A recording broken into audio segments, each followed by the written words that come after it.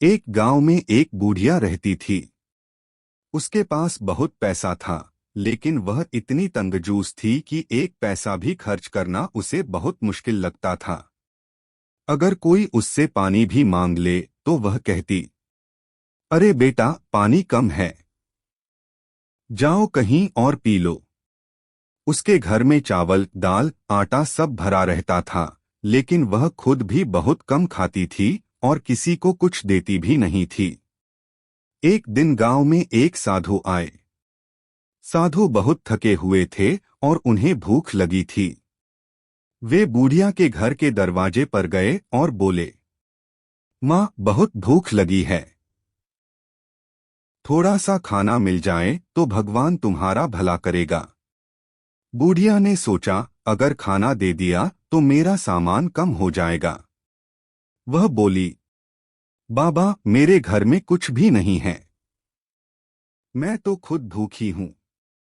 साधु समझ गए कि बूढ़िया झूठ बोल रही है।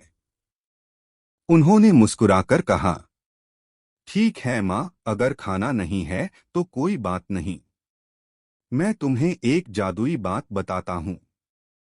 बूढ़िया तुरंत उत्सुक हो गई। उसने पूछा, कैसी जादुई बात? साधु बोले, अगर तुम आज किसी भूखे को खाना खिला दोगी तो भगवान तुम्हारे घर में दोगुना अनाज भर देंगे।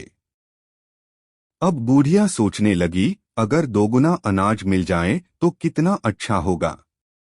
वह जल्दी से रसोई में गई और थोड़ी सी खिचड़ी बनाकर साधु को दे दी। साधु ने खुशी से खाना खाया और बोले, माँ, याद रखना, जो दूसरों की मदद करता है भगवान उसकी मदद जरूर करता है। यह कहकर साधु चले गए। अगले दिन बूढ़िया सुबह उठी और अपने अनाज के बर्तन देखने गई। उसे लगा शायद सच में अनाज दोगुना हो गया होगा।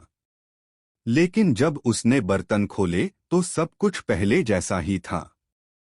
बूढ़िया थोड़ी उदास हुई, लेकिन फिर उसने सोचा, कल जब मैंने साधु को खाना दिया था तब मुझे अंदर से बहुत अच्छा लगा था।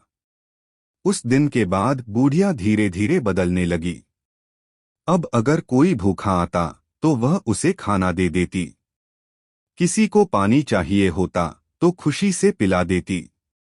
कुछ ही महीनों में गांव के लोग उसे बहुत प्यार करने लगे और बूढ़िया को भी समझ आ गया, सच्ची खुशी पैसे बचाने में नहीं बल्कि दूसरों की मदद करने में होती है।